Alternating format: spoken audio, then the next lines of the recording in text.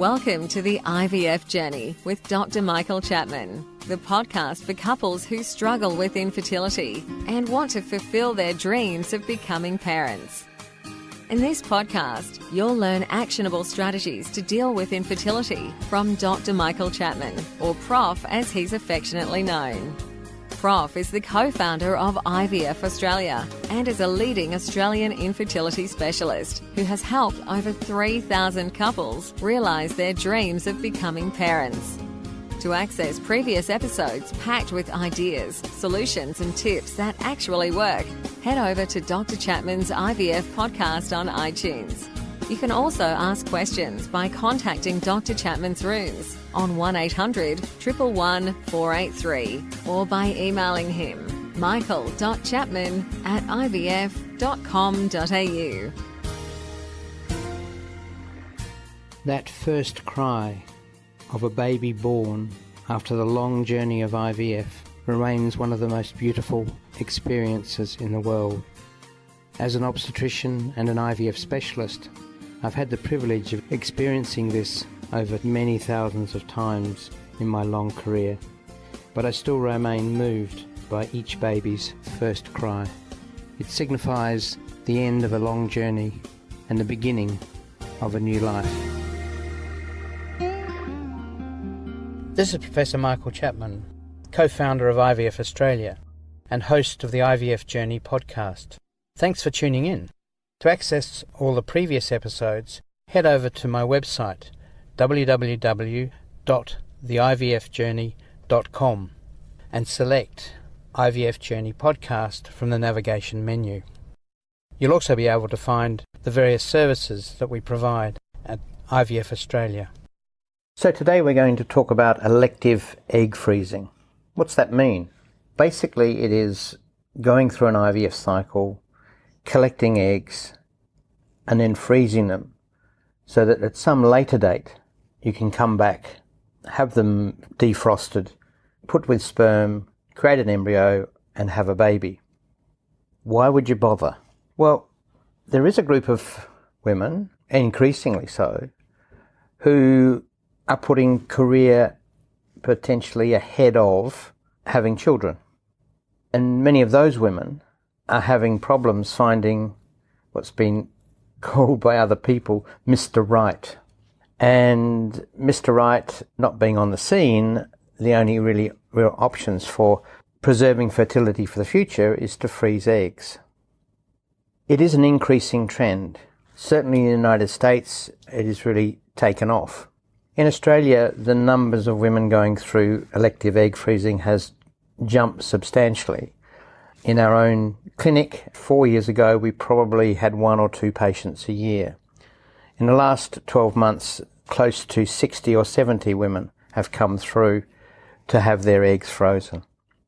So it's rising.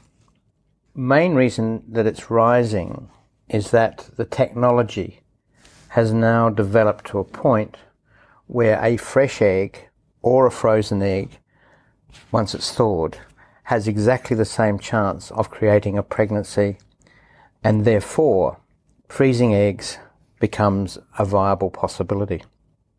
The issue is that egg quality declines with age. I probably say that in almost every one of my podcasts, and sadly it is true, which means that as women age, i.e. get over 35, not only are the numbers of eggs declining, but also their normality. The impact of that makes it questionable whether women, certainly over 38, should even contemplate freezing their eggs, because the chances of an egg producing a baby, whether it be fresh or frozen, is relatively small. And certainly I advise anybody over 40 not to even think about it. It's a waste of money and creates hope that is unjustified. Let's go through the statistics. If you are 30, to give you a better than a 50-50 chance, so that's not saying you're guaranteed a baby, but to get better than a 50-50 chance, you probably need 8 to 10 eggs. At 40, to give you that 50-50 chance of a baby, you would need over 100 eggs to give you that 50-50 chance. And of course that's totally unrealistic, because a woman at 40 on average will produce something in the order of 5 to 8 eggs at best. So you've got to go through lots and lots and lots of cycles to get the number of eggs to give you only a 50-50 chance of a baby. The other issue is that Medicare doesn't cover elective egg freezing. So you're going to be out of pocket something between $5,000 and $10,000 for each egg collection, each cycle that you do it. So it's a balance, but increasingly women, particularly in their early 30s, who have got career paths, who haven't found the right man, are approaching us, and we are taking them through this process. So what does it involve? Well, it is the same as an IVF cycle. That means that there will be 10 to 12 days of injections in the tummy to stimulate eggs using a drug called FSH. That stimulates the ovary to produce not just the one egg of a normal menstrual cycle, but hopefully multiple eggs.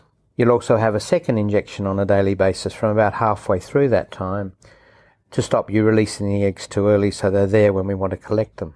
And then finally, when the eggs are mature, when the follicles hold the eggs are the right size and the hormone levels are in the correct levels, we give you what's called the trigger injection. That matures the eggs and prepares them to be in a state that we can freeze them. Then there's the procedure to collect the eggs. That's generally done under a general anaesthetic. Takes about 20 minutes. The anaesthetic is a very light anaesthetic. The eggs are collected through the vaginal wall using ultrasound to guide a needle into each of the follicles, that in 8 out of 10 follicles we will get an egg.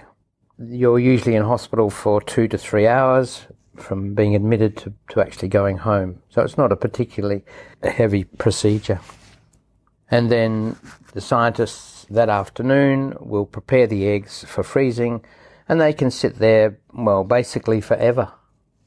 Are put into liquid nitrogen, frozen at minus 70 degrees, and in that state, as I say, last and don't change over time. The evidence to date, and egg freezing has really only been going on with the new technology, that what's called vitrification, which is the way we do it, has only been going on really properly for the last 5 to 8 years. Data in America suggests that so far less than 15% of women ever go back to collect their eggs. Why is that? Seems a low number.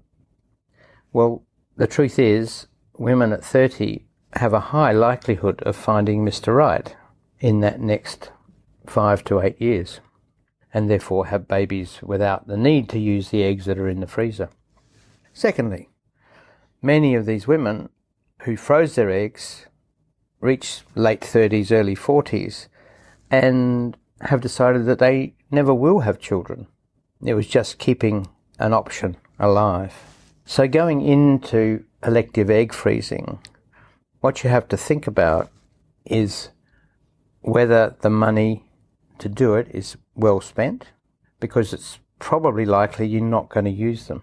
On the other hand, it does give you some confidence that later on in life, if you did want to have a child, you've got eggs that were young eggs and more likely to produce a pregnancy than an old egg. We are accused of creating false hope. Certainly in this podcast, I hope I haven't created false hope. I hope I've put things in a perspective that makes a decision, if you were making one, in the right arena. The alternative feminist view is that it empowers women. It empowers them to carry on with their careers. It empowers them to make decisions about their lives that they have control of.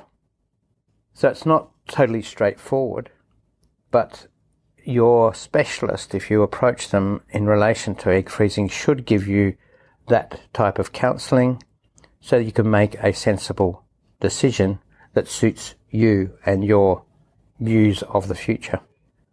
And don't forget that you can access all the previous episodes by going to our website, www.theivfjourney.com and select IVF Journey Podcast from the navigation menu.